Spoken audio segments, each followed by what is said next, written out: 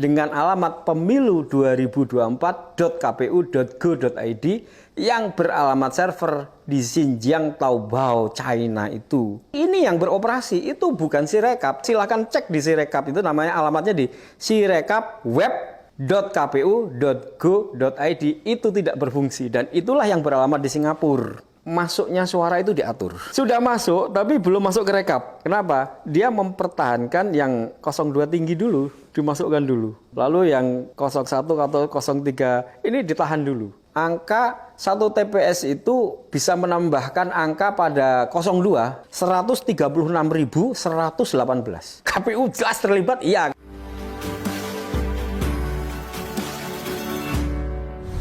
Assalamualaikum warahmatullahi wabarakatuh. Selamat datang di channel Abraham Samad Speak Up. Seperti biasanya, hari ini saya menghadirkan tamu yang luar biasa.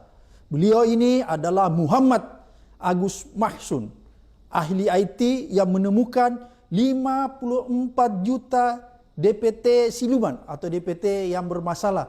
Dan juga beliau mempermasalahkan sistem IT KPU. Assalamualaikum. Waalaikumsalam warahmatullahi wabarakatuh. Serasa dipanggil KPK ini saya. Ini bukan KPK yang panggil Mas Agus. Mas Agus, kita lihat ini ya. Begitu banyak persoalan yang kita lihat hiruk pikuk di dunia ini ya, di dunia maya, di dunia nyata tentang kecurangan pilpres. Dan yang menarik, salah satu temuan atau salah satu tulisan Mas Agus Mahsun yaitu menyatakan bahwa algoritma kecurangan digital dengan 54 juta DPT yang bermasalah. Ini kan sebenarnya tidak aman ya dari sistem keamanannya, sehingga disinilah bisa terjadi kecurangan yang luar biasa dari sistem IT itu. Gimana kira-kira? Iya, Bang Abraham Samad. Terima kasih ini diundang di Speak Up ini. Jadi bisa speak up ya. Oke. Yang saya mau speak up itu algoritma itu sebenarnya algoritma tahun 2019. 2019. Ya, itu saya presentasikan di KPU 14 April 2019, 3 hari sebelum Pilpres. Jadi saya datang bersama Pak Hashim adiknya Pak Prabowo ya. Pak Agus Mahsun ini dulu tim IT Prabowo Sandi ya? Iya, gitu ya. Menarik nih ya. Silakan lanjutkan. Ya, jadi waktu itu kalau sekarang 54 juta, waktu itu 17,5 juta. Nah, 17,5 juta itu saya menemukan DPT dengan kode-kode khusus. Ada di tanggal lahirnya itu dan itu terkumpul di 19.400 TPS dan saya sudah cek itu kebanyakan adalah DPT di mana tidak ada orangnya. Nah, itu nanti ceritanya panjang. Nah, waktu itu kita minta supaya dihapus karena kalau tidak saya katakan maka algoritmanya itu akan begini. Saya presentasikan di depan KPU.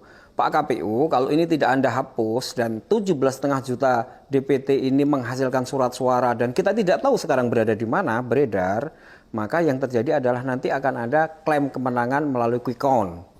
Lalu kemudian situng itu akan menghasilkan suara hitungan itu sama dengan quick count.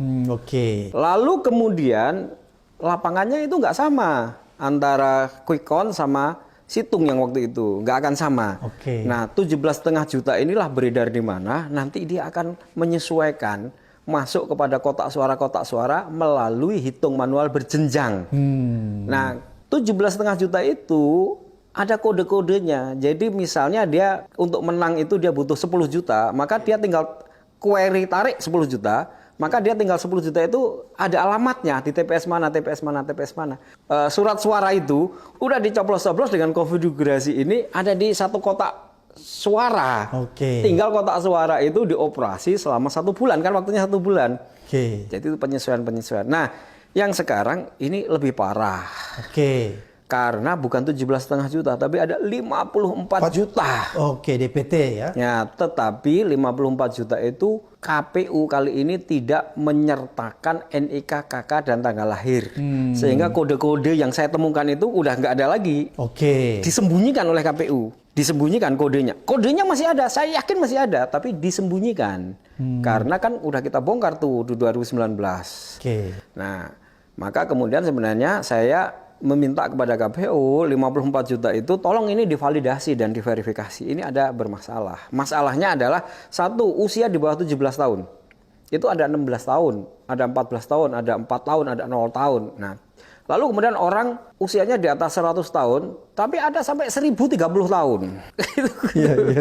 Kemudian ganda banyak sekali, kemudian RT RW-nya 0. Nah, RT RW-nya 0 itu saya menengerai dan saya mendapatkan data dari analisa saya itu adalah penggelembungan di daerah di mana RT RW-nya 0. Jadi misalnya simpel gini, penduduknya itu sekian, lalu DPT-nya itu 120% dari jumlah penduduk. Nah, jadi pasti kan ada itu. Nah, itulah yang saya sampaikan kepada KPU, tolong ini divalidasi dan diverifikasi. Dari 54 juta itu yang benar berapa, yang tidak benar berapa. Misalnya contoh yang tidak benar itu begini. Ada nama ganda, namanya Galan Priyatmaja, itu terulang 11 kali. Namanya sama persis, umurnya sama persis, ada di TPS yang sama. Artinya, kan dia itu sebenarnya cuma satu. Tapi Anda mencetak 11 surat suara, berarti ada kelebihan 10. Yeah. Nah, kelebihan 10 itulah yang saya minta, tolong ini Anda edarkan kemana? Ini kan Anda cetak ini, karena pencetakan itu mengikuti DPT 2 Juli. Nah, contoh inilah yang saya maksud. Kalau begitu, tolong Anda verifikasi, Anda validasi. Berapa sebenarnya yang valid? Misalnya ya, yang ganda ini kan ada 10 tadi. Kemudian ganda-ganda yang lain dan dengan beberapa item, akhirnya berapa sih? Let's say katakan, oke, yang valid 34 juta, berarti ada 20 juta.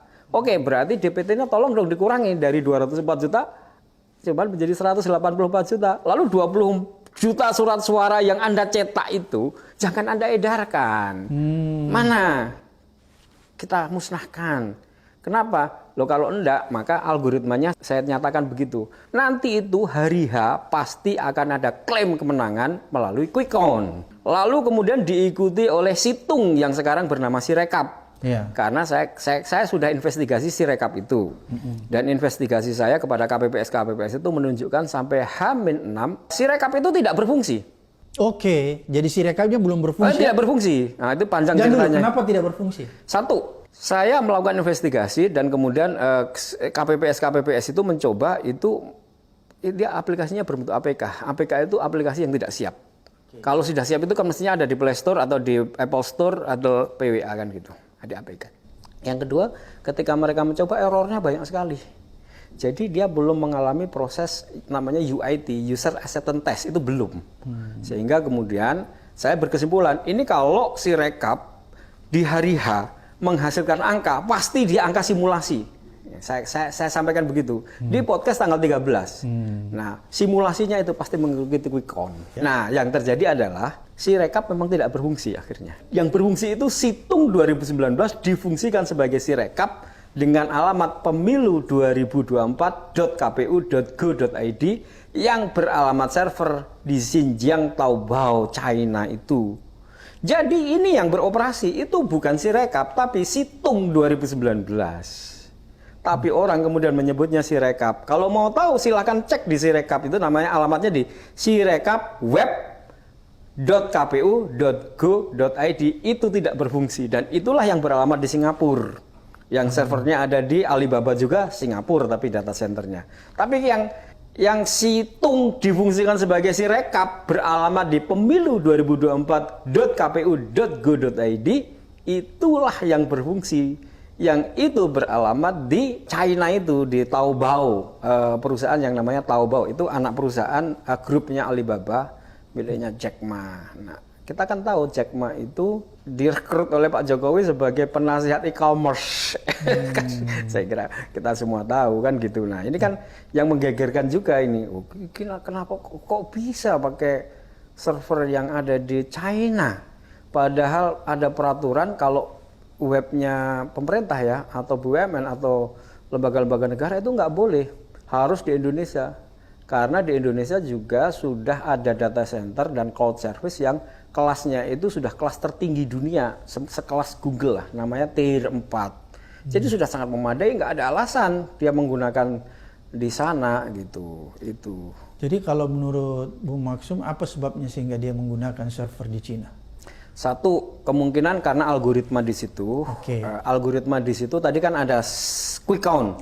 Lalu di sini ada Sirekap. Nah, Sirekap ini harus ada sebuah software atau ada sebuah baris kode atau ada sebuah semacam skrip gitu ya, kalau orang IT yang di situ bisa digunakan untuk